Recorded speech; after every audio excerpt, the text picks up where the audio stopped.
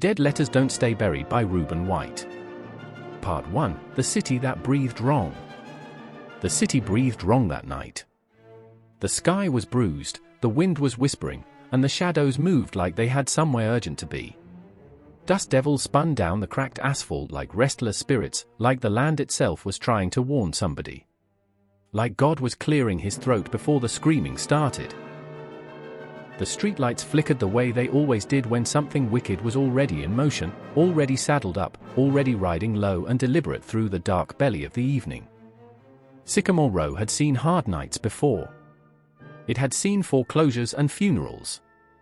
It had seen boys leave strong and come back broken, come back hollow, come back in boxes draped with flags that didn't mean what they were supposed to mean. But the neighborhood remembered. The oak trees remembered. The old cracked sidewalks remembered every heavy footstep that had ever pressed into them and refused to let the memory go. Tonight, something was different. The dogs weren't barking. The crickets had gone silent. The air itself had pulled its collar up and looked the other way, the way folks do when they know what's coming and have already decided it isn't their business to stop it. Miss Roberta Clementine had lived on Sycamore Row for 30 years, 30 iron years, 30 years that had hammered her hands into instruments of both tenderness and survival. She was a woman constructed from deep prayer, quiet dignity, and the particular kind of stillness that only comes from having outlasted things that should have broken her. She kept a garden that bloomed past its season. She kept a Bible with handwritten notes crowding every margin. She kept a double-barrel shotgun behind the pantry door, not out of fear, she would tell you, but out of the theology that God helps those who also help themselves. She was watering her windowsill herbs when the messenger arrived.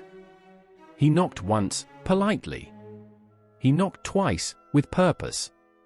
He knocked 3 times, with the rhythm of something that wasn't going to leave until it was acknowledged, received, and signed for. She opened the door to a young man she didn't recognize. Thin. Nervous-eyed. Wearing the kind of expression that belongs to someone who has been paid to deliver something and paid extra not to ask what's inside it. He handed her the envelope without a word, turned on his heel, and disappeared into the dark so fast it was like the night swallowed him whole. She looked at the envelope. Ard Clementine. 1408 Sycamore Row. Her name. Her address. Her hands opening it without a single reason yet to hesitate. Part 2. The name on the paper. The letter was folded neat, written in a steady hand, and sealed with the kind of deliberate intention that meant someone somewhere had poured fear, urgency, and desperation into every single word. It was a warning composed in careful language. It was a confession wrapped in borrowed courage. It was a death sentence addressed not to her, but to a woman named R. Clementine on the other side of the city, a woman who rode fast horses, kept dangerous company, and apparently owed a debt that had finally come due in the most permanent way imaginable. Miss Roberta read it once with confusion.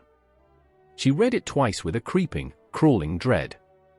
She read it 3 times with the full and terrible understanding that she was now holding something she was never meant to touch, never meant to know, never meant to carry. And that knowledge, once swallowed, could not be unswallowed. James Ramos. The name sat in the middle of the page like a rattlesnake sleeping in tall August grass, still, patient, and coiled around a violence that was only waiting for the right moment to make itself known.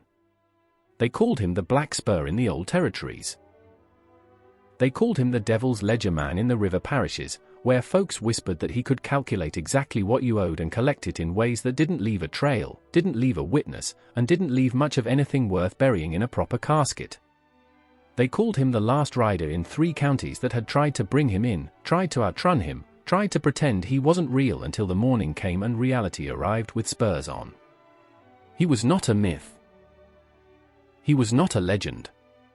He was a man, educated, patient, meticulous, who had been wronged once in a way that rewired something fundamental behind his eyes, and who had spent the better part of a decade making the world pay interest on that wrong at a rate nobody could afford. The letter said he was coming. The letter said he had already been told where to go. The letter said that unless a certain someone disappeared before the week was out. Vanished clean, vanished deep, vanished in the kind of way that left no forwarding address for the living or the dead, James Ramos would arrive at 1408 Sycamore Row and collect what was owed to him in the only currency he still accepted. Miss Roberta set the letter on her kitchen table. She sat down in her good chair. She sat in the silence that had suddenly grown teeth and was pressing them gently against the back of her neck. Her granddaughter May was upstairs asleep. 7 years old, gap-toothed, innocent as morning, dreaming whatever children dream when the world hasn't yet shown them its ugliest face. Her son Darius was due home by 9, broad-shouldered, stubborn, the kind of man who would read that letter and immediately reach for his keys instead of his common sense. Old Mr. Piquet next door had already turned his porch light off and gone to bed, gone to his old man's sleep, gone somewhere safe and unreachable. She was alone. She was informed. She was in possession of something that wanted her dead simply for having touched it. Part 3, What the Dust Remembered. Roberta Clementine had not always been a still woman. There was a version of her that existed before the church hats and the windowsill herbs and the practiced calm. A younger Roberta who had ridden, who had run, who had known people that lived their whole lives along the ragged edge of legal and not quite and none of your business. She had grown up in a place where the law was a rumor and justice was something you negotiated personally, quietly, and sometimes with your back against a wall and your chin in the air. She had known men like James Ramos, not this man, but this kind of man. Men who moved through the world like slow-burning fire, unhurried because they knew eventually everything in their path would be ash. Men who had been forged so hard and so hot by their early suffering that they'd come out the other side of it with no softness left, no flexibility, no mercy in the architecture of their thinking. She knew you couldn't reason with a man like that. She knew you couldn't hide from him either, not truly, not for long. She knew that the only real options with a man like that were 3. Run early, negotiate smart, or stand your ground in a way that costs him enough that the math stops making sense. She stood from her chair. She moved to the window. She looked out at Sycamore Row stretched long and dark and quiet under a sky that had swallowed all its stars like it was ashamed of them tonight. That was when she saw the horse. Black as a closed eye. Still as a held breath. Tied to the iron post at the far end of the street with the kind of calm that didn't belong to an animal that had just been ridden hard through the city. It stood there like it had always been there. Like it had been waiting before she even knew what it was waiting for. Her blood went cold. Her jaw went tight. Her hand, entirely on its own, began moving toward the pantry door. Part 4, the knocking. The porch light outside went dark. Not flickered. Not dimmed. Went dark.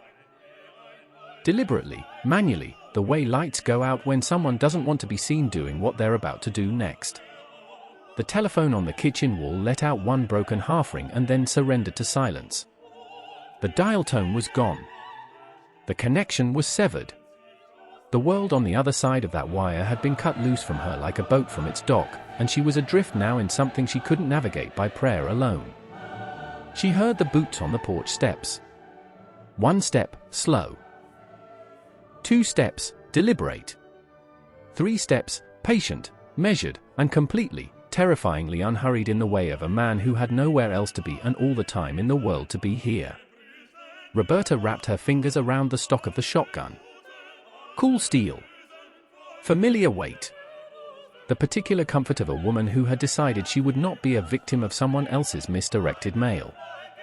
She pressed her back against the pantry wall and breathed. Once to steady herself, twice to remember May sleeping upstairs, 3 times to make peace with whatever the next 5 minutes were going to demand from her. The knocking came. 3 knocks. Measured. Calm. The knock of a man who wasn't asking to be let in so much as informing the door that its resistance had an expiration time. Then a voice, low, unhurried, carrying the particular smooth authority of someone who had never once in his adult life needed to raise it to be taken seriously. Miss Clementine. Not a question. Not a greeting. A statement of fact delivered like the opening line of a contract. I believe you have something that belongs to a situation you don't fully understand yet. I'm not here for trouble. I came for the letter. Roberta didn't move. Roberta didn't breathe. Roberta pressed her finger along the outside of the trigger guard the way her father had taught her, never inside until you mean it, baby girl, and when you mean it all the way. Miss Clementine, the voice came again. Still patient. Still low. Still the temperature of something that had burned so long it had forgotten it was supposed to be hot. I've ridden a long way tonight. And I know you read it. And I know you're scared. And I need you to understand that scared women who do smart things tend to see morning. Scared women who do brave, foolish things. He let the sentence hang there like smoke after a shot.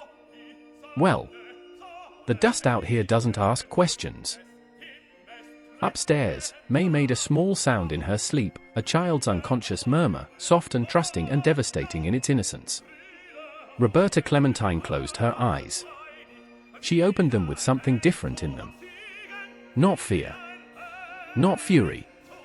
Something older than both, something that had been waiting quietly inside her since the first hard year on Sycamore Row, since the first night she'd realized the world was not arranged in her favor and had decided to arrange herself accordingly. She squared her shoulders. She steadied her grip. She moved toward the front door with the slow, deliberate, absolutely certain stride of a woman who had just made a decision she would not be talked out of. Her hand found the deadbolt. The boots on the porch went still. The black stallion at the end of the road turned its head toward the house. And somewhere in the dark city, a second set of hoofbeats, fast, low, and closing, was cutting through the silence like a blade through water, riding hard toward 1408 Sycamore Row from a direction nobody was watching. The door opened. The night rushed in. And nothing, not the letter, not the shotgun, not 30 years of hard-won survival instinct, had prepared Roberta Clementine for what was standing on the other side of it. To be continued. Somewhere behind the city's last hill, a rider without a name was pushing a black horse past its limits. Carrying the truth about James Ramos, carrying the answer to the letter, carrying the one piece of information that could save Sycamore Row or burn it down completely. The only question was which would arrive first, the truth, or the man it was chasing.